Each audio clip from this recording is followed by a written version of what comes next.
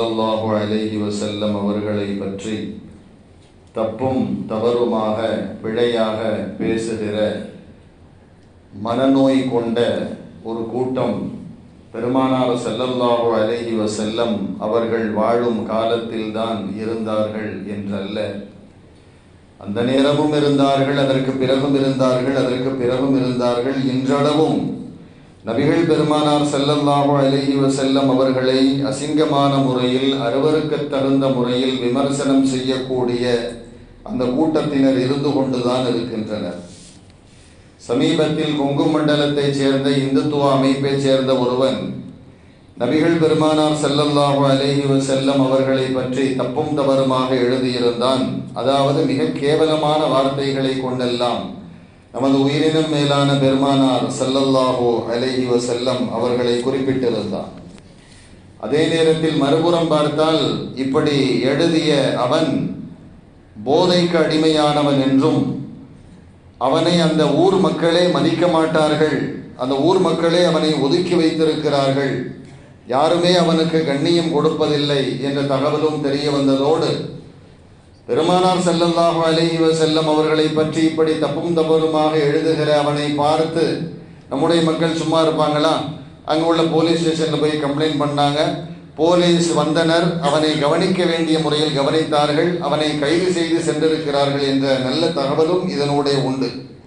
கணியத்திற்குரிய நல்லோர்களே, நபிகள் பெருமானார் ஸல்லல்லாஹு அலைஹி வஸல்லம் அவர்களினுடைய உயர்வை, அவர்களது புகழை, அவர்களது சிறப்பை, அவர்களது நற்குணத்தை இன்னும் சொல்வதாக இருந்தால், பெருமானார் ஸல்லல்லாஹு அலைஹி வஸல்லம் அவர்கள் 1400 ஆண்டுகளுக்கு முன்னதாக இந்த இஸ்லாமிய மார்க்கத்தை மக்கள் மன்றத்திலே விதைத்து அதை இன்று வரைக்கும் தொன்று தொட்டு மக்கள் அதை வழுவாது தவறாது பின்பற்றி வருகிற கோடான கோடி மக்கள் இவைகளையெல்லாம் பார்க்கும் பொழுது அந்த பொறாமைக்காரர்கள் பொறாமைப்பட்டு வயிறெறிந்து இப்படிப்பட்ட நபரால் தான் பெருமானார் ஸல்லல்லாஹு அலைஹி வஸல்லம் அவர்களை பற்றி இப்படி தப்பும் தவறுமாக எழுத முடியும், பேச முடியும் என்பதையும் நாம் கவனத்தில் கொள்ள வேண்டும்.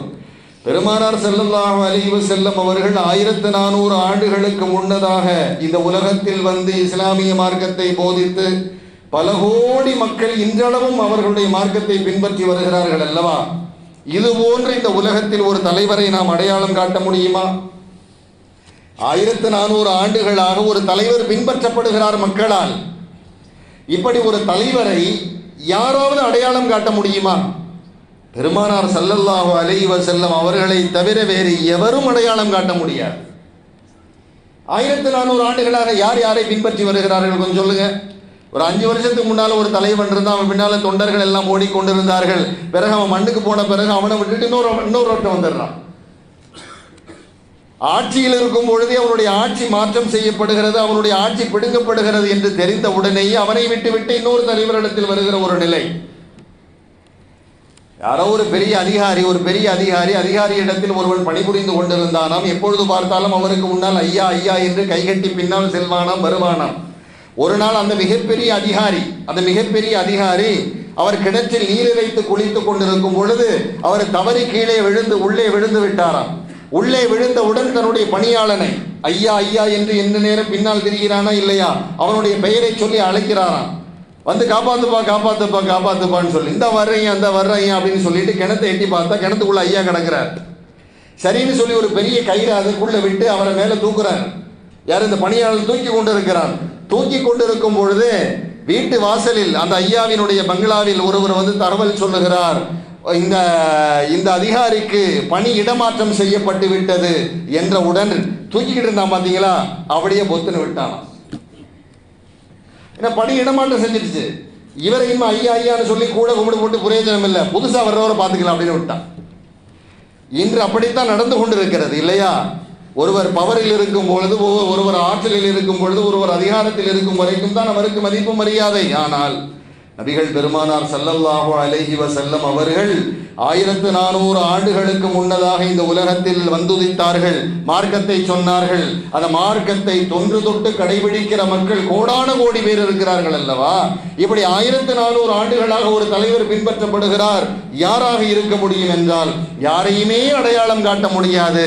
நமது உயிரினும் மேலான முஹம்மதும் ஸல்லல்லாஹு அலைஹி வஸல்லம் அவர்களை தவிர மைக்கேல் ஹெச் ஹார்ட் அப்படின்னு ஒருவர் இருந்தார். அவர் கிறிஸ்தவ மதத்தை சேர்ந்தவர், ஜீசஸை பின்பற்றுகிற ஒரு மனோநிலை கொண்டவர். ஆனால் உலகத்தில் வாழ்ந்து மறைந்த பல தலைவர்களை எல்லாம் ஒன்று திரட்டி அதிலிருந்து சிறந்தவர் யார் என்று அவர் கணக்கிட்டு சொல்லும் பொழுது பெருமானார் ஸல்லல்லாஹு அலைஹி வஸல்லம் அவர்களைத்தான் முதன்மைத்துவம் கொடுத்து இவர்கள்தான் முதல் நபராக இருக்க முடியும் என்று சொன்னார். அவரிடத்தில் அவருடைய மார்க்கத்தை சேர்ந்தவர்கள் எல்லாம் கேட்டார்கள், ஏன்பா ஜீசஸ் இருக்கிறாரா, அவரை கொண்டு வந்து நிறுத்தலாமா இல்லையா, ஏன் வேறு மதத்தில் உள்ள ஒரு தலைவரை கொண்டு வந்து நிறுத்துகிறாய் என்று கேட்கும் பொழுது அந்த மைக்கேல் ஹெச் ஹார்ட் சொன்னார், உலகத்தில் உள்ள எல்லா துறைகளிலும் எல்லா கலைகளிலும் சிறந்து விளங்கக்கூடிய மனிதாபிமானத்தோடு திகழக்கூடிய ஒரு நபரை அடையாளம் காட்டுங்கள் பார்ப்போம் என்றார். அது முஹம்மது ஸல்லல்லாஹு அலைஹி வஸல்லம் அவரை தவிர வேறு யாரும் இல்லை, அதனால தான் முதல்ல கொண்டு வந்தேன்னு சொன்னார். இப்படி மாற்று மத அறிஞர்களால் பாராட்டப்படுகிற போற்றப்படுகிற பெருமானார் ஸல்லல்லாஹு அலைஹி வஸல்லம் அவர்கள் உருவாக்கி கொடுத்த இந்த மார்க்கத்தை பின்பற்றுகிற இந்த இஸ்லாமிய சமூகம் நாள் ஒரு மேனி, அதாவது தினந்தோறும் வளர்ந்து கொண்டே வருகிறது. சொல்வார்களா இல்லையா? வளர்ந்து கொண்டே வருகிறது மார்க்கம். இதை பார்க்கக்கூடிய அந்த எதிரிகள் வயிற்றெரிச்சல் அடைகிறார்கள். எப்படியடா மார்க்கத்தை மட்டுப்படுத்துவது, இதை கொண்டு வந்தாரே முஹம்மது ஸல்லல்லாஹு அலைஹி வஸல்லம், அவரை தாறுமாறாக நாம் பேசினால் மக்கள் அதிலிருந்து பின் வாங்குவார்கள் என்று இவர்களாக கண்ட கனவு. அந்த கனவினுடைய பிரதிபலிப்பாகத்தான் இந்த முகநூல்லையும் அங்கேயும் இங்கேயும் கிரிக்கிட்டு போறாங்க. கண்ணியத்திற்குரிய சகோதர பெரியோர்களே, வரஃபஅனா லக திக்ரக, அல்லாஹ் சொல்றான், நபியே உம்முடைய புகழை நாம் உயர்த்தி வைத்திருக்கிறோம். எவன் வந்து எதுவும் செய்ய முடியாது, யார் வந்தும் உங்களுடைய புகழுக்கு என்ன செஞ்சிட முடியாது, எந்த நேரத்திலும் இழுக்கை ஏற்படுத்த முடியாது. உங்களை புகழின் உச்சாணியில் நான் வச்சிருக்கிறேங்கிற அல்லாஹ் தஆலா. கண்ணியத்திற்குரிய சகோதர பெரியோர்களே, கொரோனா காலம் என்பது நாம் அறிந்திருக்கிறோம். உலகமே அந்த நோயை பார்த்து முடங்கி போனது. இது இந்தியா மட்டும் முடங்கியது என்றல்ல, உலகத்தில் இருக்கும் ஆக சிறிய நாட்டிலிருந்து ஆக மிகப்பெரிய வல்லரசு வரைக்கும் முடங்கி போனது. எதற்கெல்லாமோ நெஞ்சை நிமிர்த்தி கொண்டு வந்து நிற்கக்கூடிய அமெரிக்கா கூட முடங்கி போய்தானே கிடந்தது.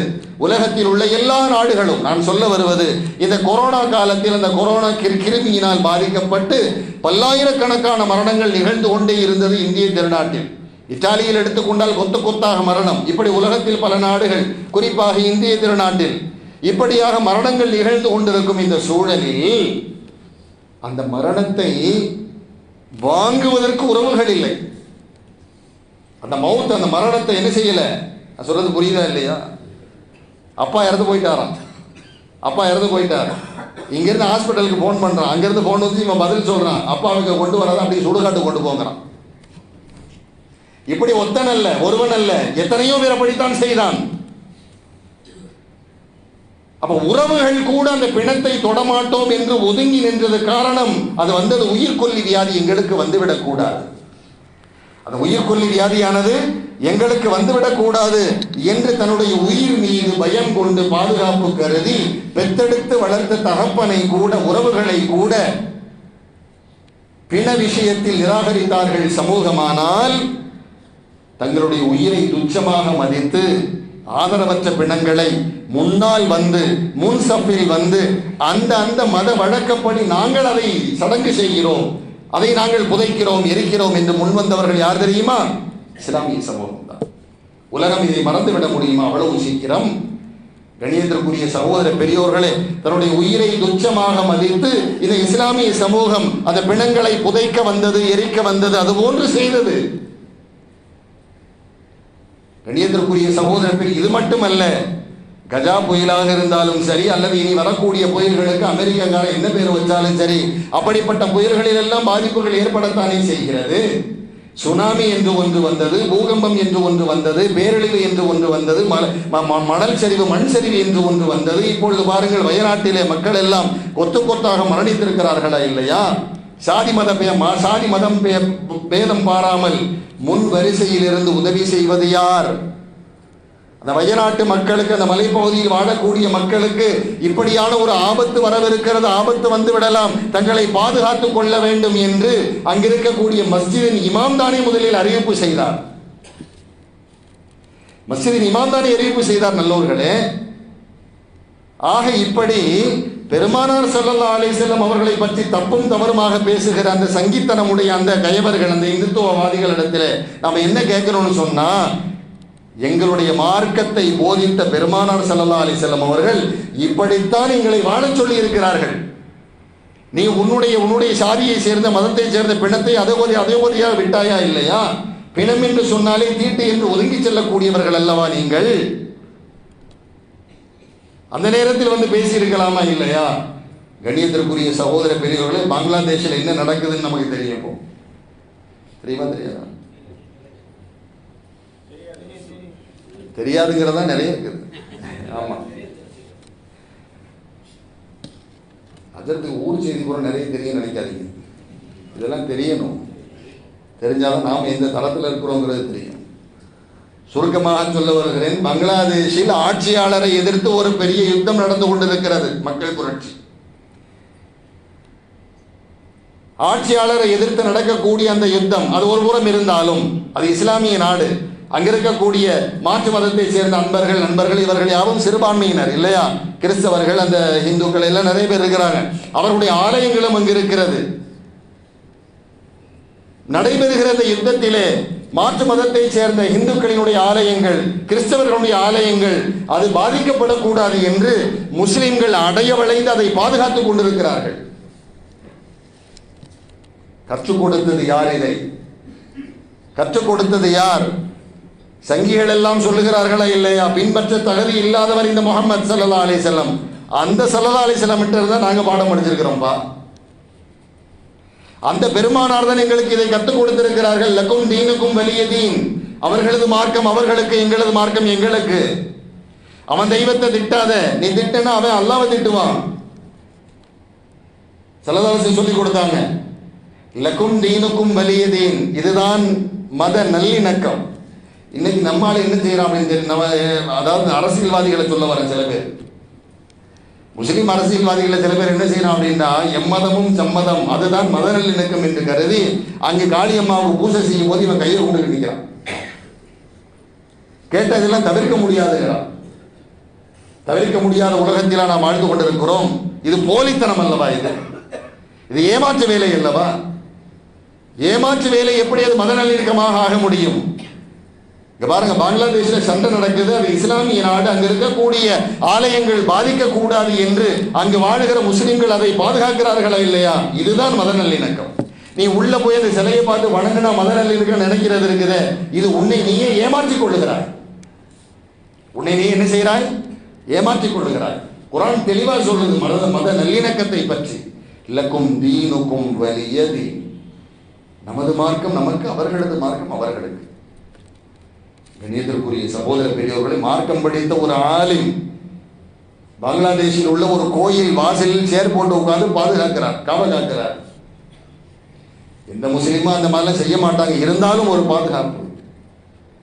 இதையெல்லாம் எங்கிருந்து இஸ்லாமிய சமூகம் கற்றுக்கொண்டது என்றால், பெருமானார் ஸல்லல்லாஹு அலைஹி வஸல்லம் அவர்களிடமிருந்து தான் இந்த இஸ்லாமிய சமூகம் கற்றுக்கொண்டது. நல்லோர்களே, மரண வேளையின் போது கூட ஏற்படுகிற சிரமம் இந்த சமூகத்துக்கு ஏற்படக்கூடாது என்று ஸல்லல்லாஹு அலைஹி வஸல்லம் விரும்பினாங்க. மரண வேளையில் ஏற்படுகிற சிரமம் எப்படிப்பட்டது? சக்கராத் வேதனை. அது எல்லோருக்கும் பொதுவானது. ஏற்கனவே சும்மா பயான்ல சொல்லியிருக்கிறேன், தப்சீர்ல கூட பேசியிருக்கிறோம். மரண வேதனை என்பது சக்கராத் வேதனை. இது சக்கராத் வேதனை என்பது இறைநேசருக்கும் உண்டு, நபிமார்களுக்கும் உண்டு, சராசரி மனிதனுக்கும் உண்டு. ஆனால் ஒன்று தராதரத்தை பொறுத்து அது இருக்கும். அந்த வேதனை உண்டு. அந்த வேதனை உண்டு. அது இயற்கையாக வருகிற ஒரு வேதனை. எல்லோருக்கும் அல்லாஹ் நிபந்தனையிட்டு விதித்தது. அந்த இயற்கையாக வரக்கூடிய வேதனை கூட இந்த சமூகத்தை பாதிக்க கூடாது என்று பெருமானார் ஸல்லல்லாஹு அலைஹி வஸல்லம் அவங்க சொல்லி என்ன தெரியுமா செஞ்சாங்க? ஸல்லல்லாஹு சொன்னாங்க, உங்களில் மரணிப்பவருக்கு அருகாமையில் அமர்ந்து சூரத்துல் யாசீன் ஓதுங்கள். மா மின் மையிதி யமூது ஃபயுக்ரஹு இன்தஹு சூரத்துல் யாசீன் இல்லா ஹவ்வனல்லாஹு அலைஹி. உங்களில் ஒருவர் மரணமாக கூடிய மனிதருக்கு சமீபமாக அமர்ந்து யாசின் சூரா ஓதினால் அவருக்கு அந்த நேரத்தில் ஏற்படுகிற வேதனை குறையும் என்றார்கள். பிறகு இன்னொரு ஹதீஸ்ல சொன்னாங்க, உங்களில் மரணித்தவருக்காக யாசின் ஓதுங்கள். கண்ணியத்திற்குரிய சகோதர பெரியோர்களை நான் சொல்ல வருவது, யாராவது மரணித்து விட்டால் பிணம் என்று ஒதுங்கக்கூடிய சமூகம் தான் இன்று இஸ்லாத்தை எதிர்த்து கொண்டிருக்கிறது. ஆனால் இஸ்லாமியர்கள் யாரும் ஒரு மையத்தை பார்த்து பயப்பட மாட்டார்கள். காரணம் என்ன? ஸல்லல்லாஹு அலைஹி வஸல்லம் சொல்லிட்டாங்க, மையத்தோடு நீ கலந்து கொண்டால், மையத்துக்கு செய்ய வேண்டிய பணிவிடையை சென்றா ஜபலைனில் அலீமைனி, 2 மலைகளினுடைய அளவுக்கு நன்மை உண்டு என்றார்கள். 2 மலை எப்படிப்பட்ட மலை தெரியுமா? ஒரு மையத்து ஜனாசா தொழுகையில கலந்துகிறது, அதுக்கு செய்ய வேண்டிய கடமைகளை செய்கிறது, கபர்ஸ்தான் வரைக்கும் போறது, அதற்காக வேண்டி துஆ செய்வது, இந்த காரியத்தை நீ ஆரம்பத்திலிருந்து கடைசி வரைக்கும் செய்தால் தீட்டு என்று ஒதுங்காது. இப்படி செய்தால் என்ன சவாபு? 2 மலையளவு நன்மை உண்டு. எந்த மலை தெரியுமா? உஹது மலை. எவ்வளவு பெருசு அது! மதீனா முனவரால பல மலை இருக்குது, ஆனா உஹது மலையை போல பெருசா எதுவும் இல்லைன்னு நான் அறிஞ்ச வரைக்கும் எனக்கு தெரியுது. உங்களுக்கு தெரிஞ்சா சொல்லுங்க. அந்த உஹது மலையை தான் லைட் போட்டு காமிப்பாங்க நைட் நேரத்தில். எப்படி ஷோகேஸில் உள்ள பொருளை இரவு நேரங்களிலே கடைக்காரர்கள் லைட் அடிச்சு காமிக்கிறாங்களோ, இதே போல உஹது மலைக்கு மட்டும் சுற்றி பல மலைகள் இருக்குது, ஆனால் உஹது மலையை மட்டும் ஹைலைட் பண்ணி காமிப்பாங்க. ஏன்னா அந்த மலை நம்மை நேசித்தது என்றார்கள் ஸல்லல்லாஹு அலைஹி வஸல்லம். அந்த உஹது மலை நம்மை நேசித்தது என்றார்கள். எப்படி நேசிக்கும்னா கேட்கக்கூடாது. ஸல்லல்லாஹு அலைஹி வஸல்லம் சொன்னாங்க, நம்பிட்டு போக வேண்டியதுதான். பெருமானாரினுடைய பல சொற்களை நம்முடைய மூளைக்குள் கொண்டு போய் செலுத்தி அதை பகுப்பாய்வு செய்கிறேன் என்று ஆய்வு செய்தால் இவர் குஃப்ருக்கு போயிடுவார். சொல்லப்பட்டது அப்படியே நம்பணும், அவ்வளவுதான். கண்ணியத்திற்குரிய சகோதர பெரியோர்களே, அப்ப ஸல்லல்லாஹு அலைஹி வஸல்லம் சொன்னாங்க, மையத்தில் கலந்துக்கிட்டு அவனுக்கு இவ்வளவு நன்மை இருக்குது. அப்ப இஸ்லாமிய சமூகம் மையத் என்று தெரிந்தாலே அங்கு முன்வரிசையில் நின்று உதவி செய்யக்கூடியதாக மாறிவிடும். இதை யாரிடமிருந்து கற்றது? பெருமானாரிடம். ஒருவருக்கு ரூஹு போயிருச்சுன்னு சொன்னா ஸல்லல்லாஹு அலைஹி வஸல்லம் நின்றாங்கன்னு என்ன தெரியுமா செய்வாங்க? கண்களை மூடி விடுவார்கள். ரூஹ் அப்படி பிரிந்து செல்லக்கூடிய நேரத்திலே கண்கள் எல்லாம் அப்படியே விண்ணை பார்த்ததாக இருக்கும்.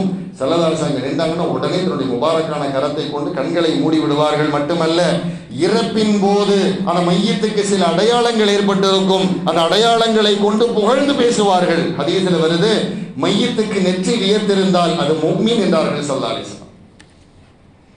மையத்தினுடைய நெற்றி வியர்த்திருந்தால், நெற்றி வியர்க்க அவர் மரணித்திருந்தால் அந்த நேரத்தில் ஈரமா தெரியும், அது முஃமினின் அடையாளம் என்றார்கள் பெருமானார் ஸல்லல்லாஹு அலைஹி வஸல்லம் அவர்கள்.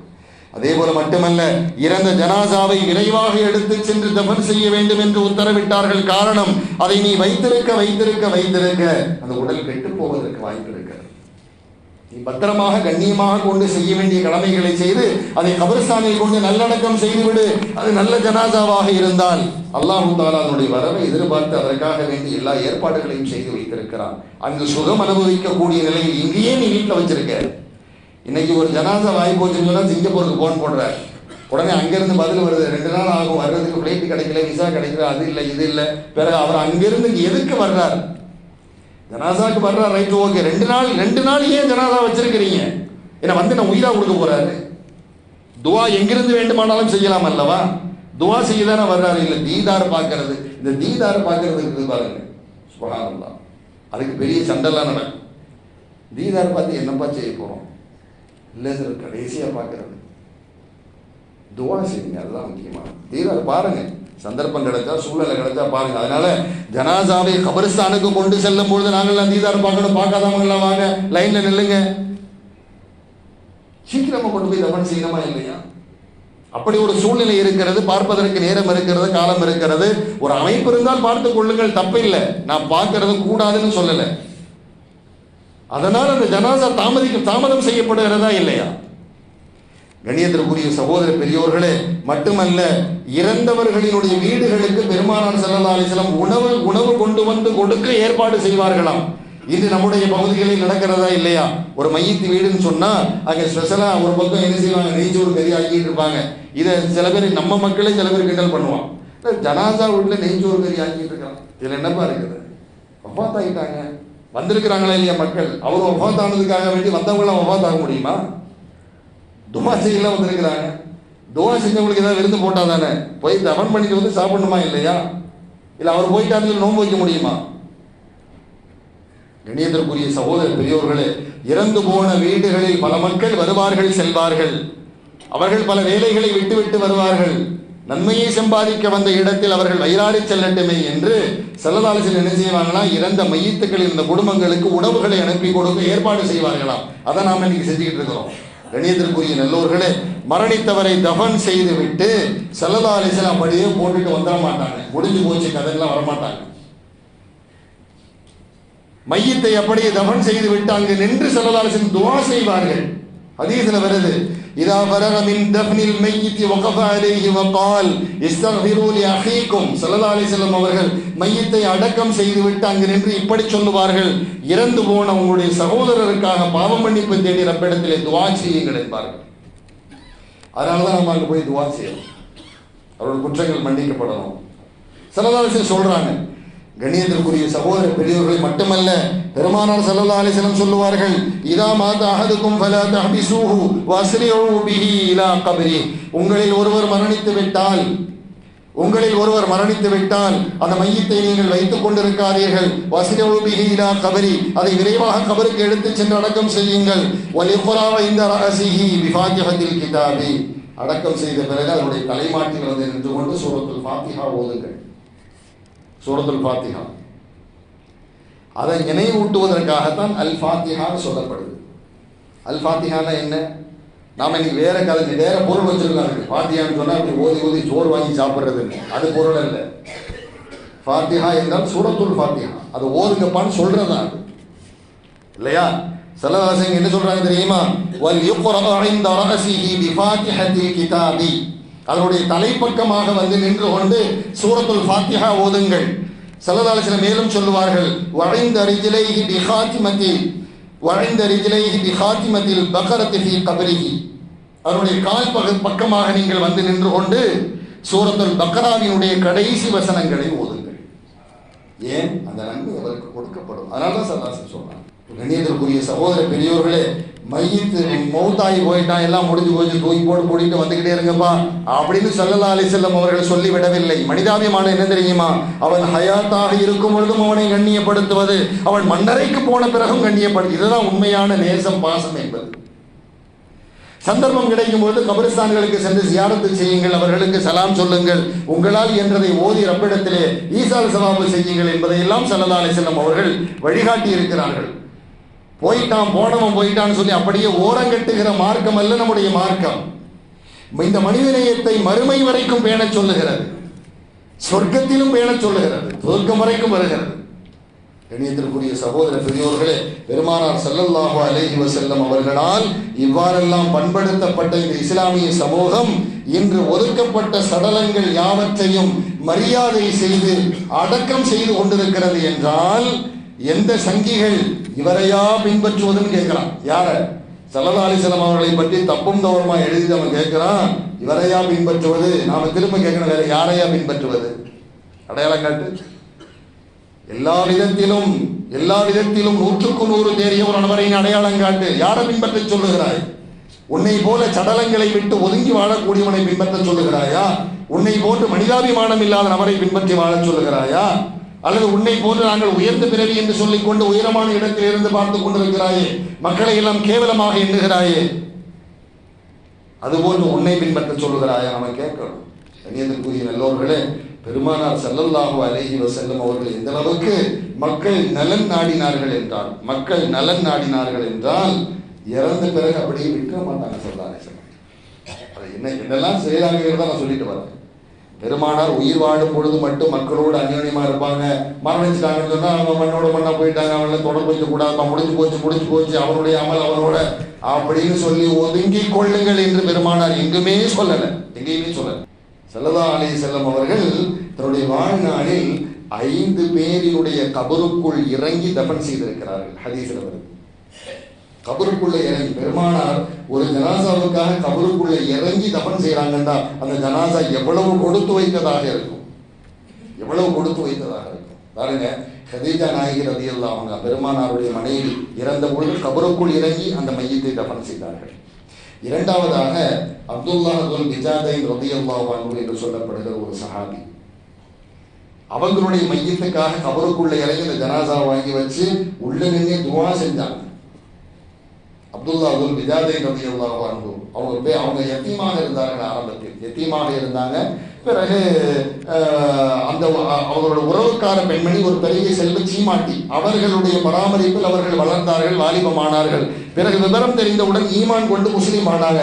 ஈமான் கொண்டு முஸ்லீம் ஆகிவிட்டார் என்று தெரிந்தவுடனேயே குடும்பத்தினர் அவருக்கு கொடுத்த எல்லா ஆடைகளையும், எல்லா சொத்து, எல்லா வசதி வாய்ப்புகளையும் பிடுங்கிக் கொண்டு ஒரே ஒரு முரட்டு போர்வையை மட்டும் கொடுத்து அனுப்பினார்கள். அதற்கு அதான் பிஜாத்னு சொல்லப்படும் அரபியில, பிஜாத். அந்த முரட்டு போர்வை என்ன செஞ்சாங்கன்னு சொன்னா, அதை இரண்டாக கிழித்து ஒன்றை மேலே மேலே போத்திக் கொண்டார்கள், இன்னொன்றை இடுப்பு வேஷ்டியாக அதை அணிந்து கொண்டார்கள். இந்த ஒரு போர்வையை இரண்டாக கிழித்து அணிந்ததால் பெருமானார்ட்ட வர்றாங்க, வந்து விஷயத்தை சொல்றாங்க. ஸல்லல்லாஹு அலைஹி வஸல்லம் எல்லாம் விசாரிச்சுட்டு உன் பேர் என்ன பாடு கேட்டாங்க. அவர் சொன்னார் அப்துல் உஸ்ஸா. உஸ்ஸானா ஒரு கடவுள், அது ஒரு தெய்வம். அப்ப அப்துல் உஸ்ஸான்னு சொன்னா உஸ்ஸா என்ற கடவுளின் அடிமை என்ற பொருள் வருகிறது. ஸல்லல்லாஹு அலைஹி வஸல்லம் பார்த்தாங்க, இன்று முதல் அப்துல் உஸ்ஸா அல்ல, அப்துல்லா, அல்லாஹ்வின் அடிமை என்றார்கள். துல் பிஜாதைன் என்று பெருமானார் ஸல்லல்லாஹு அலைஹி வஸல்லம் அவர்கள் அவரை செல்லமாக அழைப்பார்கள். துல் பிஜாதைன்னு சொன்னா இரண்டு போர்வை உடையவர் என்று அர்த்தம். ஒரு போர்வையை கிழிச்சு ரெண்டா உடுத்திக்கிட்டாரா இல்லையா? ஸல்லல்லாஹு அலைஹி வஸல்லம் வச்ச ஒரு அழகான ஒரு பட்ட பெயர் ஹதீஸ்களில் அப்படித்தான் பதிவு செய்யப்படுகிறது. பிறகு பெருமானாரோடு இருந்தார், பல ஹிதுமத்துகள் செய்தார், பல பணிவிடைகள் செய்தார். தபூக் என்ற ஒரு யுத்தம் நடந்தது.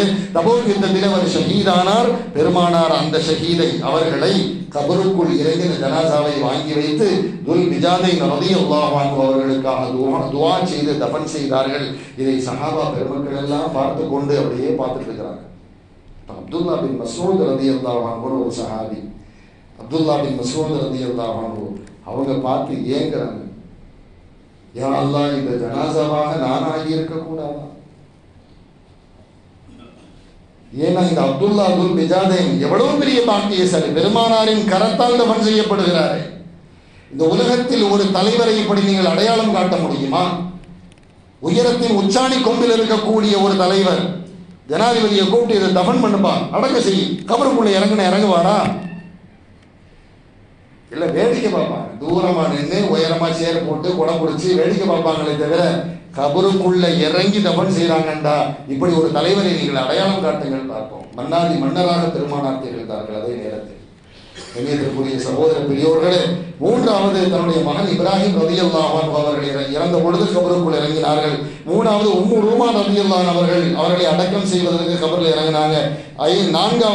மூணாவது இப்ராஹிம் ரலியல்லாஹு அன்ஹு, நாலாவது உம்மு ரூமான் ரலியல்லாஹு அன்ஹா, ஐந்தாவதாக ஃபாத்திமா பின் அஸ்த் ரலியல்லாஹு அன்ஹு. இவங்க யாருன்னு சொன்னா அபூ தாலிப் அவர்களுடைய மனைவி. நிறைய ஸல்லல்லாஹு அலைஹி வஸல்லம் அவர்கள் 8 வயசுலேருந்து வளர்த்தது இவங்க தான்.